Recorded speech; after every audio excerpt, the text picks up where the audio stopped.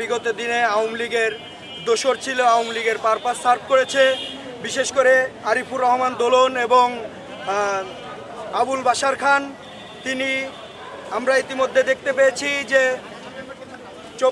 2026 সালে ফেব্রুয়ারিতে যে ত্রয়োদশ জাতীয় সংসদ নির্বাচন অনুষ্ঠিত হচ্ছে, সেখানে তারা স্বতন্ত্র প্রার্থী হিসাবে নির্বাচন করতে যাচ্ছেন।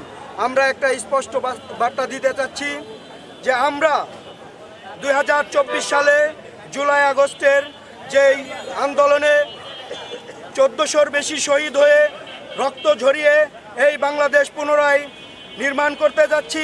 এখানে আওয়ামী সন্ত্রাসীদের কোনো স্থান আমরা দিব না। আওয়ামী লীগের সন্ত্রাসীদের অনেকে এখন কোলে নিয়ে নাচতেছে। আপনারা নিজেরাই নিজেদের ধ্বংস ডেকে আনতেছেন।